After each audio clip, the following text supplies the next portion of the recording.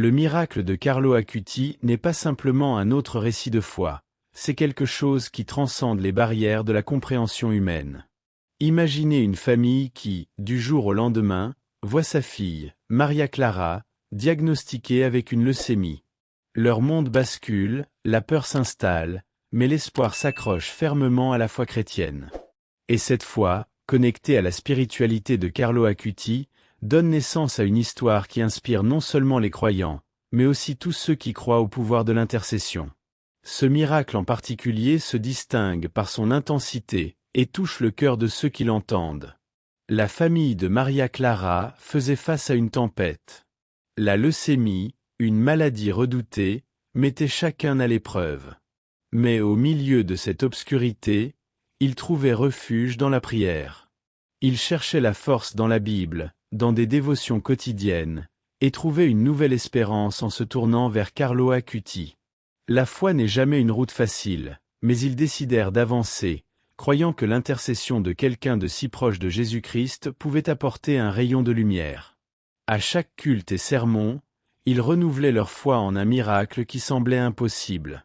Puis, le moment arriva où l'histoire de Carlo et de Maria Clara s'entrelace. La jeune fille, fragile, était à un stade critique, mais c'est précisément à ce moment que l'intercession commença à prendre forme. La mère de Maria Clara reçut une pétale de rose au nom de Carlo Acuti, un signe de sa présence dans leur combat. Avec le cœur rempli d'adoration et d'espoir, la famille intensifia ses prières, et l'église locale se joignit en louange. C'était le début de quelque chose de plus grand que quiconque ne pouvait imaginer, un témoignage de foi qui allait toucher de nombreuses vies. Le diagnostic de leucémie fut un coup dur, bouleversant le peu de normalité qu'il restait dans la vie de Maria Clara et de sa famille. Le traitement était une bataille difficile, avec des jours pleins d'incertitudes et des nuits sans sommeil. À chaque examen, à chaque consultation, le poids de la maladie semblait devenir plus réel, plus implacable. Cependant, quelque chose les soutenait, la foi. Entre les prières et les lectures bibliques, ils trouvaient dans la spiritualité chrétienne une force invisible aux yeux humains. Et ainsi, ils faisaient face aux défis avec un courage nourri par leur croyance en des miracles. Chaque jour, la santé de Maria Clara variait, apportant des moments d'espoir suivis de désespoir. Les traitements conventionnels semblaient parfois insuffisants, et la douleur de voir une si jeune enfant se battre pour sa vie se mêlait à l'incertitude de l'avenir. Pourtant, la famille n'a jamais cessé de croire. L'église locale, qui suivait déjà le cas, devint un soutien fondamental. Les cultes et sermons soulignaient le pouvoir de la prière, ce qui faisait toute la différence. La lutte contre la maladie, bien que douloureuse, était fermement ancrée dans l'espoir d'un miracle. Malgré la progression de la leucémie, la famille de Maria Clara décida de faire confiance au plan divin, une décision qui exigeait plus que de la patience, une totale remise entre les mains de la foi. Ils savaient que même lorsque les yeux ne voyaient pas la guérison immédiate, le pouvoir de Jésus-Christ, des témoignages de foi et de la prière pouvaient déplacer des montagnes. Entre les séances de traitement et les études bibliques, ce qui prévalait était la confiance en quelque chose de plus grand. Et c'est cette foi qui commença à ouvrir la voie à l'intervention divine. Dans les moments les plus difficiles, lorsque la science médicale semblait ne pas apporter de réponse rapide, la famille de Maria Clara trouva du réconfort dans la spiritualité et la prière. C'était comme si chaque prière élevait leur âme, leur permettant de se connecter à une force supérieure. Dans leur dévotion quotidienne, ils cherchaient dans les mots de la Bible non seulement du réconfort, mais aussi des conseils pour faire face à la souffrance avec foi. La prière devint le pilier central qui unissait non seulement la famille, mais aussi la communauté chrétienne autour d'eux. C'était comme si chaque prière était une brique dans la construction d'une forteresse spirituelle. La foi jouait un rôle actif, surtout lorsque la fatigue mentale et émotionnelle menaçait de prendre le dessus. Pour la famille, les paroles de Jésus-Christ étaient plus que de simples versets bibliques. Elles représentaient des promesses vivantes. Dans les moments d'incertitude, ils se tournaient vers des passages qui parlaient de guérison et de rédemption, croyant fermement que la grâce divine pouvait se manifester à travers l'intercession de Carlo Acuti. Ainsi, à travers des louanges et des études bibliques, Ils continuaient à prier sans relâche, créant un cycle de foi qui renouvelait leur force chaque jour. Le pouvoir de la prière se manifestait non seulement dans l'environnement familial, mais aussi dans l'Église. La communauté s'est mobilisée autour de la foi de Maria Clara, organisant des cultes et des veillées de prière dédiées à sa guérison. Cet acte collectif d'adoration et de dévotion créait un réseau de soutien spirituel si fort que, pour beaucoup, c'était déjà un miracle en soi. L'intercession de Carlo Acuti devenait le pont reliant cette communauté de foi à l'espoir que le miracle était en route, tandis que la spiritualité chrétienne guidait chaque pas de ce chemin.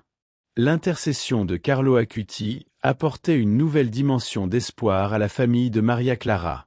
Il savait que Carlo avait un passé d'intervention miraculeuse, et son exemple de foi jeune, mais intense, servait d'inspiration. Il croyait qu'il pouvait être le canal d'un miracle, surtout après le toucher d'une pétale de rose, un symbole délicat mais puissant, que la famille sentait avoir une connexion spéciale avec Carlo. Ce geste simple, mais significatif, devenait un point de foi où ils déposaient leurs prières, confiant que Carlo entendrait leurs supplications. Ce ne fut pas une décision prise à la légère. La quête de l'intercession de Carlo Acuti était guidée par une dévotion sincère et le désir de voir la guérison de Maria Clara par la grâce de Dieu. L'Église et les amis, en voyant la dévotion de la famille, commencèrent aussi à croire que ce jeune bienheureux pourrait être l'instrument du miracle. Ce fut un moment de profonde remise spirituelle, où les prières furent intensifiées et les témoignages de foi partagés, alimentant une atmosphère d'attente surnaturelle. La foi en Carlo grandissait chaque jour. Pour beaucoup, Carlo Acuti était déjà un exemple de vie chrétienne, mais pour la famille de Maria Clara, il était sur le point de devenir l'instrument d'une guérison miraculeuse. Les prières et les louanges n'étaient plus simplement une demande vague, mais une confiance renouvelée que quelque chose de plus grand était sur le point d'arriver. La connexion avec Carlo à travers la spiritualité chrétienne renforçait encore plus le but de la famille de garder vivante la flamme de la foi, avec l'espoir qu'il intercéderait auprès de Jésus-Christ pour la guérison de Maria Clara. Le miracle, dans leur cœur, était déjà en cours. Après une période de traitement intense, Maria Clara subit le tant attendu transplant de moelle osseuse. Ce fut un processus délicat, rempli d'incertitudes, mais la foi de la famille demeura inébranlable. Chaque étape de la procédure était accompagnée de prières ferventes, invoquant l'intercession de Carlo Acuti et demandant une issue miraculeuse. La récupération initiale, bien que lente, apportait des signes d'espoir, comme si le propre Carlo guidait chaque petite victoire. L'environnement autour de Maria Clara, rempli de louanges et de foi, semblait conduire sa guérison comme un témoignage vivant de prières exaucées. Avec le temps, la santé de Maria Clara commença à s'améliorer de manière surprenante. Le transplant, qui comporte toujours des risques, réussit, et la foi de la famille se renforçait à chaque nouvelle positive que les médecins annonçaient. Les prières constantes, alliées au pouvoir de Carlo Acuti en tant qu'intercesseur, étaient considérées comme le carburant de cette récupération extraordinaire. Les dévotionnels et les études bibliques se poursuivaient, et le nom de Jésus-Christ était exalté à chaque conversation, tandis que Maria Clara poursuivait son chemin de guérison, comme si le pouvoir divin se manifestait clairement. L'amélioration de Maria Clara n'était pas seulement physique, il y avait aussi une profonde renaissance spirituelle au sein de toute la famille. Le témoignage de la guérison commençait à être partagé lors des cultes et des rencontres de jeunes chrétiens, générant une vague de foi et d'adoration qui transcendait la simple guérison médicale. Carlo Acuti, aux yeux de la famille, avait intercédé de manière puissante, et la foi qui les soutenait était devenue un exemple vivant de ce que la spiritualité et la confiance en Jésus-Christ peuvent accomplir. Et ainsi, avec chaque progrès, le miracle de Maria Clara devenait de plus en plus évident. L'histoire de Maria Clara se répandit rapidement, touchant les cœurs et inspirant une vague de renouveau spirituel. Partagé d'abord lors des cultes puis sur les réseaux sociaux, le témoignage de sa guérison était comme un phare d'espoir pour ceux qui traversaient leur propre lutte.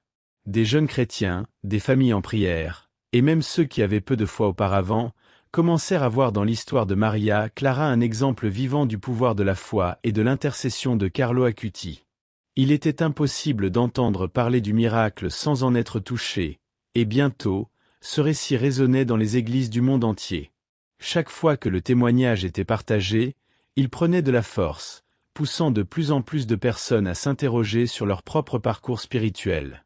La guérison de Maria Clara n'était pas seulement une victoire sur la maladie, mais aussi une preuve que la foi en Jésus-Christ, renforcée par l'intercession des saints et des bienheureux, pouvait déplacer des montagnes.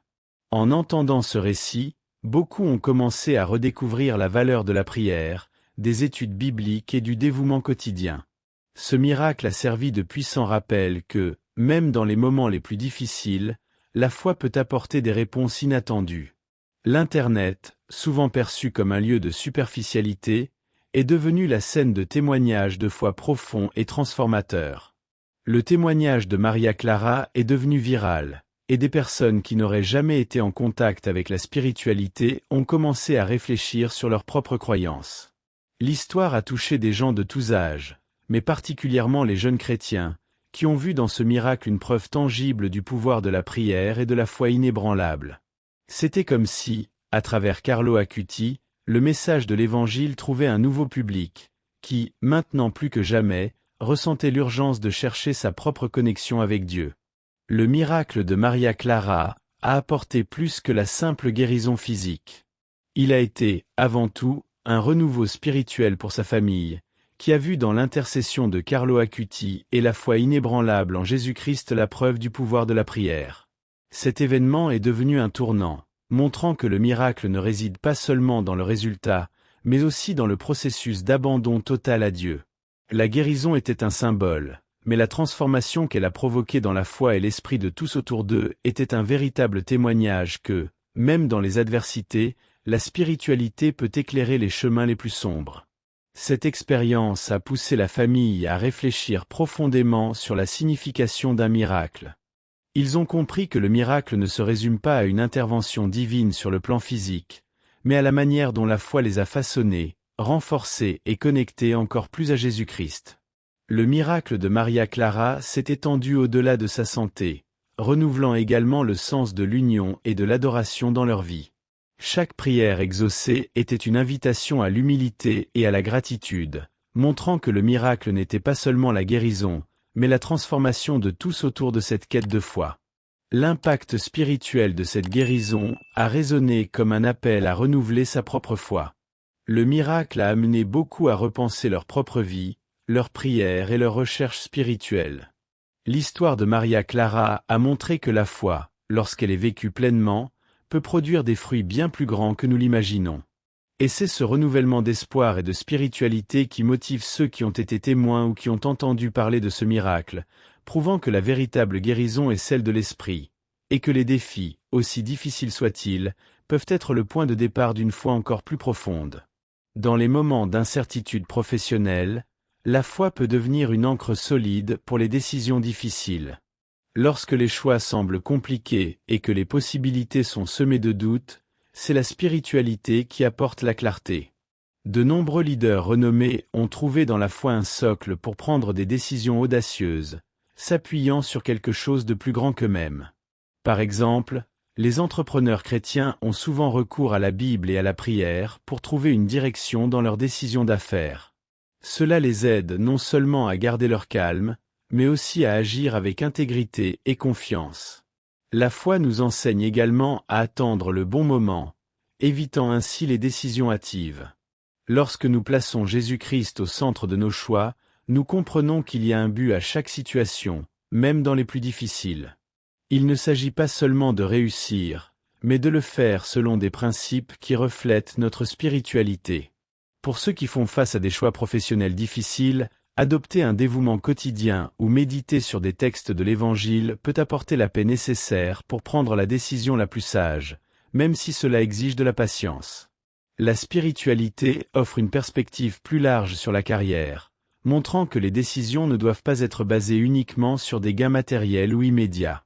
Lorsque les leaders se laissent guider par la foi, ils parviennent à trouver un équilibre entre le succès professionnel et le but plus grand de leur parcours. Un exemple clair est la trajectoire de leaders religieux qui, même en situation d'adversité, ont su construire des parcours marqués par la résilience, croyant toujours que leurs décisions étaient alignées avec un plan divin. Cette vision transformative peut complètement changer notre façon d'aborder les défis de la vie professionnelle. Trouver l'équilibre entre ambition et humilité sur le lieu de travail est un défi auquel beaucoup sont confrontés. La foi joue un rôle essentiel dans cette recherche, car elle nous rappelle que la véritable grandeur ne se trouve pas seulement dans les réussites personnelles, mais aussi dans l'impact que nous avons sur la vie des autres. Un jeune chrétien en pleine ascension dans sa carrière peut, par exemple, choisir d'agir avec humilité, en reconnaissant les efforts de son équipe et en célébrant les victoires collectives. Cette attitude renforce non seulement l'esprit d'équipe, mais favorise également un environnement de travail où la collaboration et l'adoration de ce qui est plus grand deviennent la norme. La spiritualité nous enseigne que le succès n'a pas besoin d'être égoïste. En permettant à la foi de guider nos actions, nous pouvons ambitionner sans perdre de vue le respect et la dignité des autres. Les dirigeants qui pratiquent l'adoration quotidienne réfléchissent souvent à leurs objectifs et ambitions, cherchant toujours à aligner leurs désirs avec les valeurs qu'ils professent. Lorsque cette pratique est vécue au quotidien, elle aboutit à un équilibre sain qui valorise à la fois les réalisations et les relations interpersonnelles, permettant à chacun de grandir ensemble. Cette quête d'équilibre nous enseigne qu'il est possible de rêver grand tout en restant réaliste. Lorsque les dirigeants s'engagent à agir avec intégrité et humilité, ils inspirent leur équipe à faire de même. Cela crée un cycle vertueux où l'ambition devient une force motivante, sans nuire à l'humanité et au respect. Une pratique dévotionnelle qui inclut la réflexion sur nos actions et nos objectifs peut aider à maintenir cette perspective équilibrée, permettant à la spiritualité et à l'ambition de coexister, formant un chemin à la fois prospère et éthique. Diriger avec compassion est un aspect essentiel qui transforme les lieux de travail en espaces plus humains et accueillants. Lorsque la foi devient la base de ce leadership, elle permet aux gestionnaires de voir leurs équipes comme plus que de simples chiffres ou résultats, mais comme des personnes avec des rêves, des défis et des besoins. Un leader chrétien, par exemple, qui participe à des cultes et s'engage dans des études bibliques, peut appliquer les enseignements de l'Évangile pour adopter une approche plus empathique. Cette connexion spirituelle renforce la capacité d'écouter et de comprendre les collaborateurs, créant un espace qui honore la dignité humaine. La spiritualité enrichit le leadership en favorisant un environnement où la vulnérabilité est acceptée et valorisée. Lorsque les dirigeants partagent leurs propres luttes et témoignages de foi, ils deviennent plus accessibles, permettant à leurs équipes de se sentir en sécurité pour exprimer leurs propres difficultés.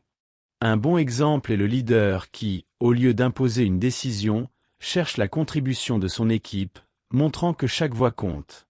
Ce type d'approche non seulement motive les collaborateurs, mais favorise également un sentiment d'unité et d'appartenance. Les dirigeants qui intègrent des valeurs spirituelles dans leurs pratiques quotidiennes ont l'opportunité d'influencer positivement non seulement leurs équipes, mais toute l'organisation.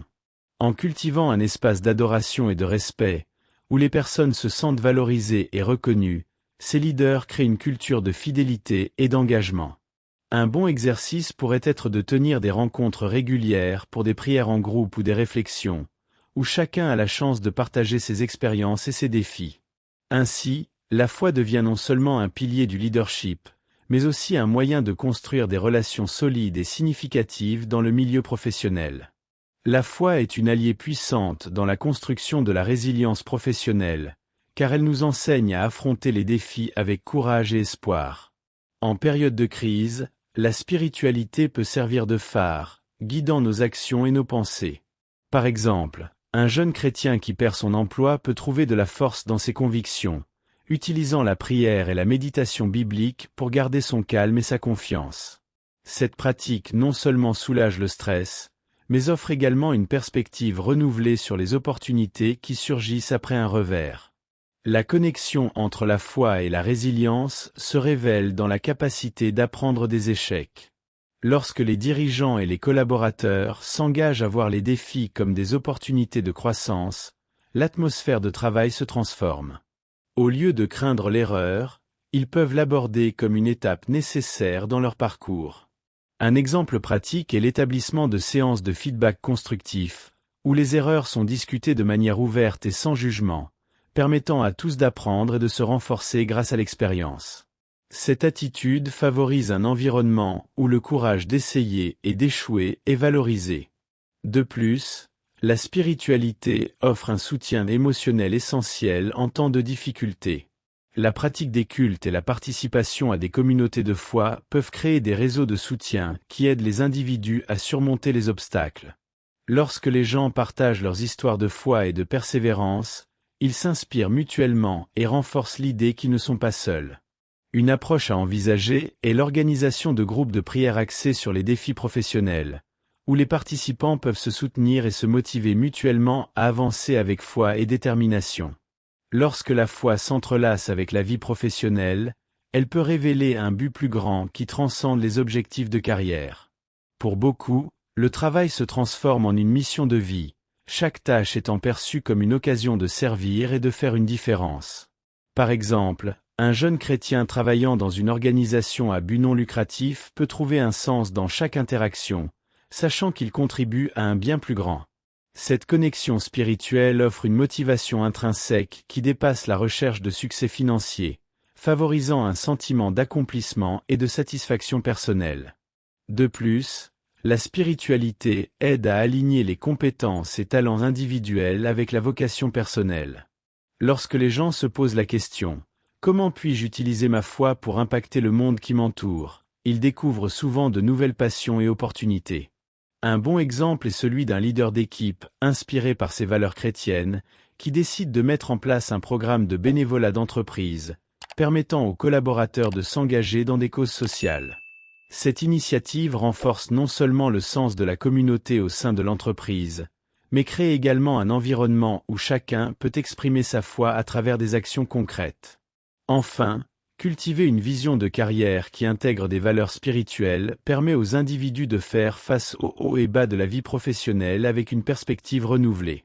Au lieu de se laisser décourager par les défis, ils sont capables de voir chaque obstacle comme une partie d'un parcours plus large. Un exercice utile consiste à créer un journal de gratitude, où l'on consigne les bénédictions et les leçons apprises chaque jour, renforçant l'idée que chaque étape de la carrière est connectée à un but plus grand. Cette pratique favorise non seulement un climat d'adoration et de reconnaissance, mais aide également à rester concentré sur ce qui importe vraiment. La force de la communauté est l'un des piliers qui soutiennent la foi, surtout dans des environnements difficiles comme le lieu de travail. Avoir un groupe de collègues partageant des valeurs spirituelles peut faire une grande différence dans la manière de faire face aux pressions quotidiennes. Imaginez un groupe de professionnels qui se réunissent chaque semaine pour prier et partager des expériences. Ces rencontres créent non seulement un espace sûr pour exprimer préoccupations et anxiété, mais offrent également un soutien émotionnel et spirituel. De plus, savoir qu'il y a des personnes qui se soucient et prient pour vous peut alléger le stress et renforcer le sentiment d'appartenance. En plus du soutien émotionnel, la communauté peut également offrir un réseau d'opportunités. Lorsque les membres d'un groupe spirituel se connectent, partagent des informations et des recommandations, tous en bénéficient. Un exemple peut être observé dans des organisations où les professionnels s'entraident à progresser, offrant mentorat et conseils basés sur des principes éthiques et spirituels. Cette collaboration enrichit l'expérience de travail, favorisant un environnement qui valorise l'intégrité et le respect mutuel. La connexion avec une communauté de foi aide également à maintenir le focus sur des buts plus grands, au-delà des objectifs individuels. Lorsque tout le monde est aligné avec des valeurs spirituelles, l'ambition collective se transforme en un effort collaboratif pour servir la mission de l'organisation. Cet alignement renforce non seulement l'équipe, mais crée également un environnement de travail plus harmonieux, où chacun se sent motivé à donner le meilleur de soi. En période de pression et de stress, la spiritualité peut être une alliée puissante pour maintenir l'équilibre émotionnel et mental. Lorsque les défis s'accumulent et que les attentes semblent impossibles à atteindre, la foi offre une perspective qui aide à gérer la pression de manière saine. Des pratiques comme la méditation, la prière et la lecture de textes sacrés peuvent servir de refuge, permettant aux professionnels de trouver des moments de paix au milieu du chaos. Un leader qui se tourne vers la prière avant un grand événement peut se sentir plus centré et confiant, transmettant cette sérénité à son équipe. De plus, la spiritualité peut promouvoir une approche plus résiliente face au stress. Au lieu de percevoir les défis comme des obstacles insurmontables, une personne qui a confiance en sa foi peut les considérer comme des occasions de croissance et d'apprentissage. Ce changement de mentalité permet d'affronter les difficultés avec une attitude positive et proactive, réduisant l'anxiété et la peur de l'échec. Une pratique utile consiste à utiliser des affirmations spirituelles, qui renforcent la confiance et la clarté mentale, surtout en période de pression.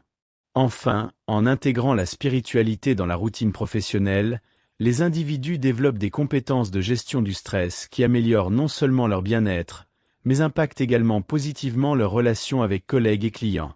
L'empathie et la compréhension qui émergent de cette pratique spirituelle contribuent à créer un environnement de travail plus collaboratif et harmonieux. Ainsi, la spiritualité devient non seulement une ressource personnelle, mais également une force transformante qui enrichit la culture organisationnelle.